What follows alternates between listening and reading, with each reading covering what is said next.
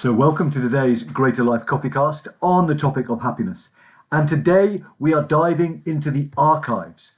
Before the CoffeeCast was even a thing, I'd begun putting out little mini inspiration podcasts. And so this podcast, because it speaks to so much, explores the power of nature to help us find our flow and our purpose. And in it I share how nature has been a profound ally in helping me to navigate some very significant challenges. I hope you enjoy. We each have the capacity to create ripples in the lives of others in ways we can barely fathom. So, as you can probably hear, I'm recording this mini podcast episode at the beach. And in the background you can hear the waves of Pra Sands breaking upon the shore. And when the larger sets of waves roll in, I don't know how drowned out my voice will be, but certainly the waves will be present. And I'm here because I'm in a very important moment in both my personal and professional life. Professionally, of course, I am trying to give rise to greater life and a community that can genuinely transform the lives of entrepreneurs over 50 around the globe. And in so doing, play our part in transforming the narrative and experience of life after 50. That indeed ageism is the last ism that needs to die. And here I speak of death in the sense of transformation, in the sense that it is meant in the tarot cards. Can we transform our narrative, our perceptions, our perspectives of aging, of the elderly, of life after 50, into something where that period of life is seen as the bearer of great gifts for all of us? And in my personal life, I am navigating both some of the greatest blessings and the greatest challenges I've ever known. Staring down all the ways in which my past choices have created certain realities for me. My past stories of who I am and what I'm capable of, and indeed my past perceptions of myself. And so here I am, doing something that is one of the founding principles of the Greater Life community, letting the forces of nature shape me into a force of nature. And here is where I come to the point I made right at the start, that we each have the capacity to create ripples in the lives of others in ways we can barely fathom.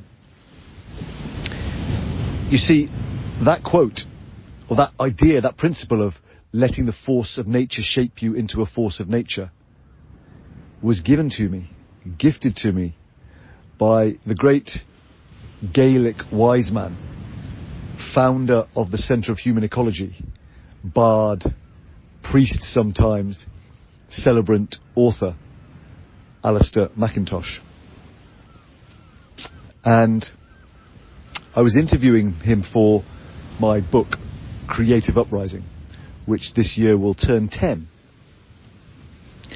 And I saw Alistair at a wedding of a shared dear friend, a few years back. And I said to him, here were some of the things you said.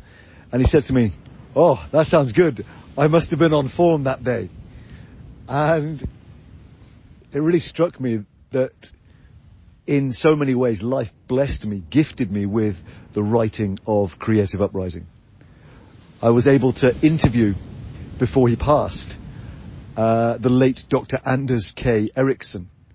He was the godfather of all of the research that Malcolm Gladwell and others have since popularized into the 10,000 hours rule. And so to get from the horse's mouth, like the godfather of the research, insights into what it genuinely takes to create a world-class level of performance,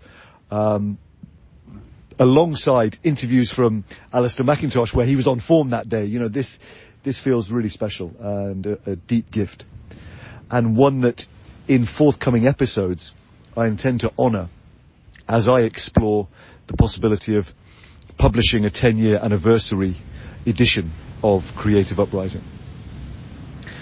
So to come, though, to this idea of creating ripples in each other's lives. And Alistair McIntosh created a ripple in my life from that moment. That quote is one I've always come back to as a guiding principle for my life, deepening into my shamanic practice and work, and now into connection with my partner. And yet, this quote also has gone on to be taken up by one of our founding members of the Greater Life community. So much so that I now consider it to be an invitation from life to include this concept, this principle, as one of the founding principles on which Greater Life operates. So that as we come to develop out our ecosystem of products and services, without doubt, one of the core elements will be adventures and retreats in nature, where each of our 4 pillars of health, happiness, home and hustle can be shaped by the forces of nature, so that we become a force of nature. And so there, Alistair